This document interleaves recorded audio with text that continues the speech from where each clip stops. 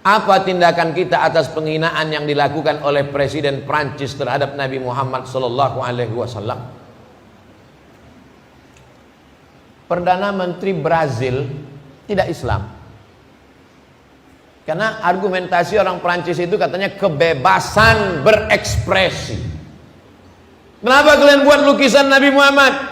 Kebebasan berekspresi, guys, gitu. Datanglah Perdana Menteri Prancis, di tempelnya gambar bini si Macron itu dengan monyet.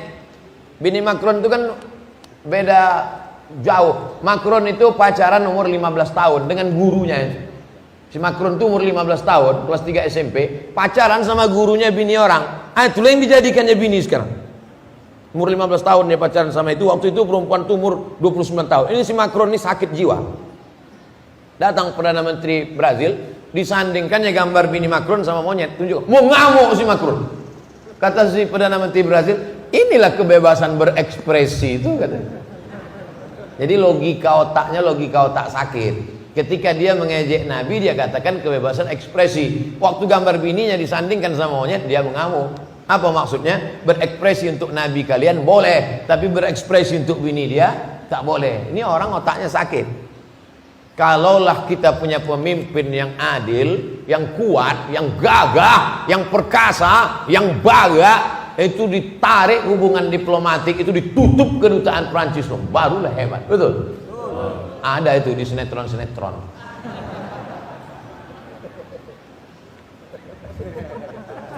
Di alam nyata tak ada, di alam gaib ada. Paling tidak kita embargo produk-produk Prancis. Itu kekuatan terakhir. Tidak ada kekuatan umat lain. Kekuatan memboikot produk-produk. Berani Ustaz, berani Bapak Ibu memboikot produk Prancis? Saya tak berani. Kalau kita boikot produk Prancis, nanti di boikotnya mobil SMK kita gimana?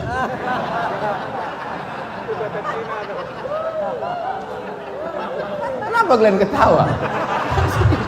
Dibalasnya nanti. Sementara mobil kita dalam perjalanan nih mau dipasarkan di Uni Eropa. Astagfirullahaladzim. Inilah zamannya. Awak serius sudah ketawa. Tindakan yang seharusnya dilakukan oleh pemimpin. Udah jelas dah. Patut kertas ini warna kuning. Tahu zaman. Inilah. Zaman ini tak bisa membedakan kapan awak serius, kapan awak bergurau. Kawan saya laki-laki Pak Ustadz berpisah dengan istrinya karena suaminya itu Syiah dan berperilaku kasar. Mereka sudah rumah tangga 30 tahun. Lalu si ex istrinya itu menikah dengan saya dan anak-anaknya pun berpihak kepada saya. Saya galau karena ex suami kawannya itu bilang kami ini pengkhianat. Dia tak akan memaafkan kami di akhirat. Sementara saya rutin bertemu dengan ex istrinya juga anak-anaknya yang mereka tak punya keluarga satupun di sini. Kalau dia sudah cerai, kau nikahi itu istrinya itu, kau jaga anaknya, jaga akidahnya supaya dia tetap ahlus sunnah wal jamaah. Lakinya yang mengatakan pengkhianat ini, kau lapor ke Polda penistaan nama, kau penjarakan dia, kau benamkan dia dalam penjara. Udah jelas? Nah, udah lakukanlah. Yang tanya-tanya juga lagi. Kadang orang ini masih bertanya. Nanti pengajian lagi tanya, jangan tanya, langsung. Hari ini tak buka kantor polisi, Senin kau masukkan dia, laporkan. Saya yang ngejek-ngejek saya itu saya laporkan, mencret dia. Kalau kita punya tabungan syariah Bank Riau Kepri, tahunya ada undian dapat hadiah. Apakah uangnya itu riba Pak Ustadz?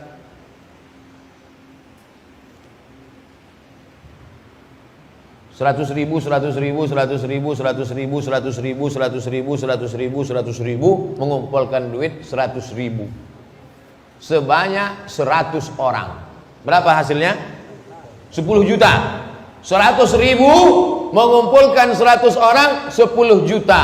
Habis itu mereka masukkan ikan emas ke dalam satu kolam besar. Ikan itu kenyang, dipancing. Siapa yang dapat ikan ini dapat 10 juta. Itu judi. Karena uang yang dikumpul tadi lalu kemudian dijadikan sebagai uang yang diputar, maka dia judi. 3 hari 3 malam menunggu tak dapat. Ikan tuh kenyang di bawah. Tengok ikan, kesian gitu. Aku kenyang gitu ikan. Judi. Tapi kasusnya ini beda. Saya punya toko. Jual TV, jual perabot dan lain sebagainya. Kemudian saya punya untung. Untung saya itu dapat 30 juta. Tidak ada hubungan dengan mereka karena ini untung saya punya saya. Lalu kemudian saya undi pembeli-pembeli saya. Lalu kemudian mereka dapat umroh. Boleh apa tak boleh? Boleh. Karena bukan uang yang diputar, tapi hasil keuntungan. Aslinya uang itu punya saya, milik saya. Begitu juga dengan ini.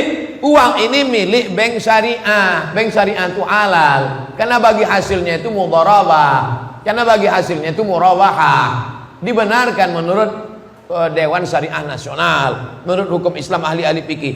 Duit itu milik bank syariah. Tapi karena dia mau menarik nasabah, diundi, maka hasilnya itu halal. Kalau tak mau terima, kasih ke saya. Pagi ini juga, secepatnya sebelum berubah pikiran. Nanti langsung kita adakan penyerahan ke Yayasan Tabung Wakaf Umat. Saya tunggu. Bagaimana hukumnya kalau kita berobat dengan non muslim? Kalau sudah mati semua dokter di Pekanbaru, tak ada lagi dokter Islam. Adalah dokter terakhir di dekat simpang Damai Langit. Begitu sampai di situ, dokter itu pun sakratul maut. Tak ada lagi. Tinggallah satu-satunya ini. Dan dia orangnya amanah. Saudara kita yang non muslim, la yanhakumullahu 'anil ladzina lam yuqatilukum fid din wa lam yukhrijukum min diyarikum. Kalau yang non muslim itu tidak mengusir kamu dari kampung halaman kamu, tidak membunuh kamu, tidak memusuhi agama kamu, tidak menyebarkan karikatur mengejek nabi kamu, dia baik dengan kamu. Antabarruhum, kau buat baik sama dia. Wa tuqsitu ilaihim, bersikap adillah kepada dia. Boleh dengan syarat dan ketentuan berlaku.